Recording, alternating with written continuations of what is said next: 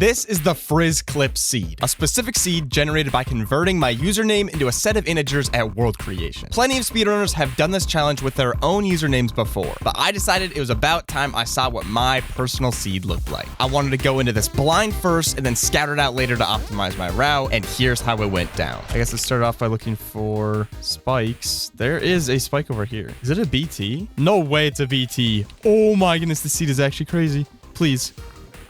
It's a good one. Can't make shears, which is a little unfortunate. Guess it depends on what the nether is. This is a real ravine, I think. Maybe like here. So now we know where the BT is. Basalt Delta is not great. Oh boy. Okay, wait, there's a bastion. It's this way. It'll be nice to analyze it in a second, like once we get a run done. It's a little bit of a trek, but obviously not terrible. Ouch, dude. Stables. Checks out. Triple the gap.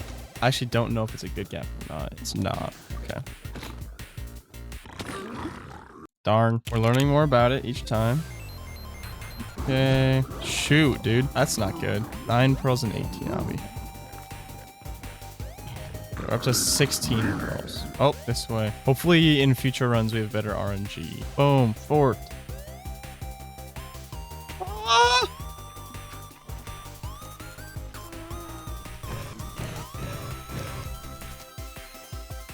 $2,300 blocks. Yeah, to be expected.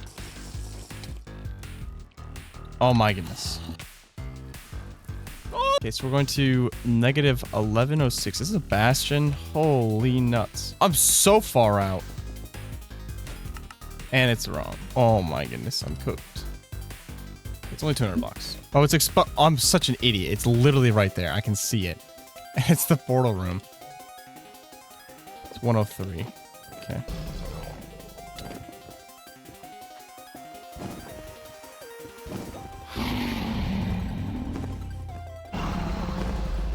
Oh, I'm such a chug, bro.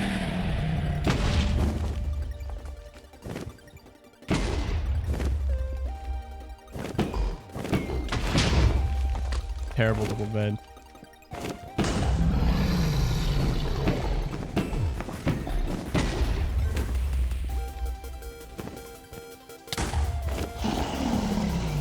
How does that kill? Sub 24. Sub 24 is not bad. Not bad at all. There we go. Now's the fun part. So now we get to actually get a good look at the seed. We can get a deeper dive on this. The overworld is very straightforward, I feel. I think it's just get this BT and then go into this ravine and enter. Like, I feel like that's very straightforward. Okay, yeah. So we enter in here. We just need a bastion. There's actually a different one, really. And it is housing. Oh, we skirt around across over to the side here. Down soul sand, soul sand, soul sand here. If we could get up into this terrain, this would be good. This is big right here. Where is fortress? 1,000 blocks away. I can't even imagine how I'm gonna start routing this. So we'd be entering in around here. There's a spawner. Here's a spawner. The stronghold is how far away? 700 blocks. Okay, that's not bad. Okay, wait, let me bust out the calculator real quick. 479,827 to here. That's very doable. I can just run that. And then the end is very zeroable. Okay, let's try a run. Let's try a run. Yo, welcome to the post-commentary portion of the video, everybody, where I'm talking about this run that I got. This was attempt number 16 after scouting out, routing the entire seed, everything, getting on the information, you know, everything you just watched. This is attempt 16, so not the first attempt, but this means I was able to like polish out my route, basically. It's actually a pretty good seed if you play it right. Unfortunately, in this run, my blaze rates just weren't as good as they could have been, so that's just like tons of time that I can drop off the route. You'll see it later. But the route to the housing bastion that I showed in my scout and route portion of the video, I actually don't go to that bastion in this.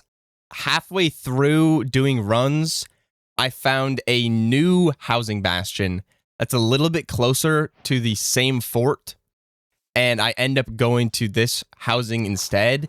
I'm pretty sure you save time going to this housing. Like, it takes less time to get to the housing, the second one, the new one. Yeah, it's kind of confusing. But there's a new bastion, and it takes less time to get to, and it's easier to get to the fort from there. Like, 1,000 blocks from the original bastion that I found, it's just way too far.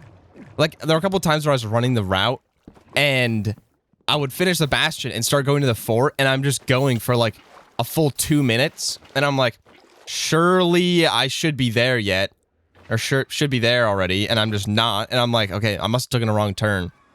So then I go into, like, spectator or whatever, and I look, and I still had, like, 300 more blocks to go, and I'm just like, holy cow. So basically, instead of taking a right onto that netherrack terrain and bridging across, I make some gold picks, which actually I did in previous routes as well.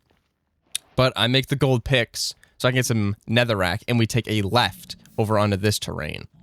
And it actually ends up being very, like, efficient. Like, the terrain is very good for what I need to get to the second housing.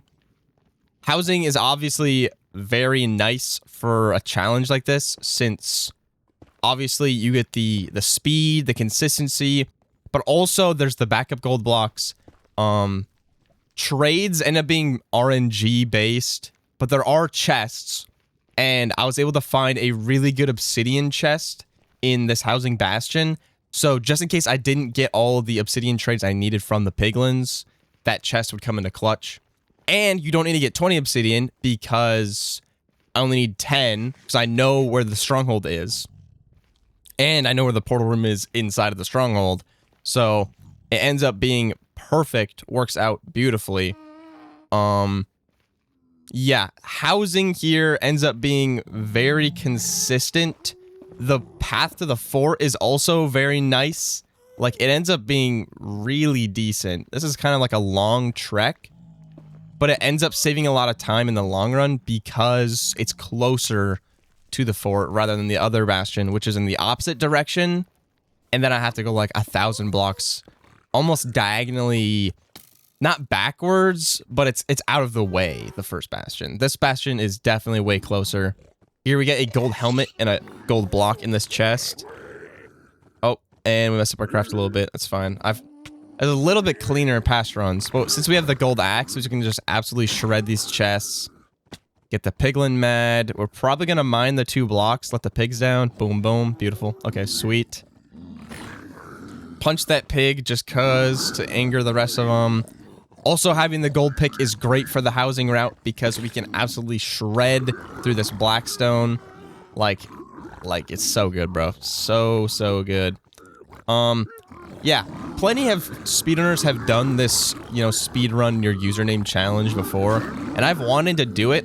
I just haven't gotten there. I just haven't done it. Also, I'm better now, so doing it now kind of makes a little bit more sense. Like, now I'm closer to what my final potential is with speedrunning. Obviously, I still think I'm going to get better at speedrunning.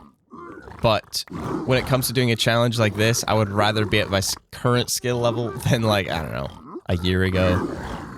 Which, I mean, I had this idea to do this, like, a while ago. Like, it's a long time ago. But in this scenario... Wait. Oh, my obby's split. I have 19 obby, no, don't I? I think I have 19 obby. The pearl that we're going to be throwing is going to be out this left side of the bastion. I looked for a pearl in my inventory there. Didn't see one, which is unfortunate. Could have gotten a great pearl hang-off. I'm pretty sure I have, like, so much obsidian, no? Is that... No, that's crying obsidian. Oh, I'm blind. My bad. Well, I gotta turn down the volume of this thing. It's kind of loud. I forgot to turn on the volume before recording. Okay, sweet. Yeah. So the second pearl we're gonna throw is over to this soul sand terrain on the right. Beautiful throw. And then I want to get up on top of that little mountain peak of soul sand, which I do beautifully. 3.5 hearts. Obviously, cod is not, like, the greatest food source ever. So I gotta be, like, chugging this cod all the time. Next pearl over to this little island of soul sand. Beautifully done. And here, I know I have to wait for... excuse me. I know I have to wait for my health to regen, so I went ahead and made a bed quick, which is a great overlap. Boom. I didn't know if I was going to take fall damage or not, so we just chuck a pearl. Now we're running with the gravel. Getting on top of the terrain usually is better here. Sometimes there's a skeleton, and when you're low health, it kind of stinks, but in this scenario, it ended up being fine. Here, I know the spawner is just right around the corner on the right, which is very nice. We've got the bed ready. We've got a diamond sword on the seed too. Like, there's a lot of little things that make the seed, like, actually pretty good. Like, I enter the spawner at 6:30, which, if the rates were better, this could definitely be sub 10 seed. I don't know how this ghast doesn't look at me, by the way. This ghast is, like, literally such a chill guy. Just, like, the chillest of ghasts. Pretty sure he never even looked at me, which is actually kind of crazy. He was Happy Ghast before Happy Ghast even came out, bro. Like, genuinely, this guy is actually the GOAT. Shout out that ghast over there. But yeah, these rates ended up being a little bit mediocre. I don't know if you remember from the scout and route portion, but it ended up being about 800 blocks in the overworld to the stronghold, which is actually really good. And the terrain to get to that point is also really good because there's like a ravine right where you go down to build the portal. So it ends up working out like so good. In this scenario, I end up using all of my hunger. So you see right now I'm down 4 hunger bars. And I can lose 2.5 more and still be able to sprint. But by the time I get over to getting to the gourds, I actually cannot sprint anymore. You'll see in a second, but a little bit of time loss obviously would have been great if I could have sprinted, but you know, sometimes things just don't work out like that. So here I'm just like on 8 eyes. It is a 0 eye, unfortunately. So I have to get 2 more blaze rods. And I can't remember if I get it here. I might get it. If I don't get it on the cycle, that's actually travesty. And I don't get it, and I fall. Oh my goodness, I forgot this was in this run. Oh, wait a minute. I forgot that happened. So that's a time loss, but also sick clutch. Since I'm at 2.5 hearts, I couldn't pearl clutch, so I had to do a boat clutch. Absolute aura moment there. But yeah, I guess I could have... Those straight blazes are like so out of the way, though. No, I just have to wait here. So I guess we could do a little bit of inventory management, but like, it's not that big of a deal. And then I hit that blaze away because I'm terrible. And still no rod. I'm looking to see if I have string to make a fishing rod. I do not have string to make a fishing rod. So I'm like, okay, I guess I got to slowly make my way over to bro. And he's of course the blaze that drops the final rod. So we are booking it now on very low hunger. So now we are going to be struggling to make our way through. Now down to half a haunch before I can't sprint. But the ravine I'm looking to drop down into, boom, there we go. Sprint gone. But luckily the ravine I'm going into is literally right here. Coordinates are right here. And we go ahead and build our nether portal to enter into the stronghold. It actually doesn't put us on starter, but it ends up working out. Because I know the exact path. Do some 45 strafing, slightly faster. If you know, you know. From one of my previous videos, I talked about it. I think it was my Mastering the Minecraft World video. I talked about it. Pretty dope. Good knowledge of tech right there. And we are going to be entering in the end about 10:20. Which is unfortunate, because I was at the spawner at 6:30, so if the rates ended up being good, like, it would have actually been a really fast seed.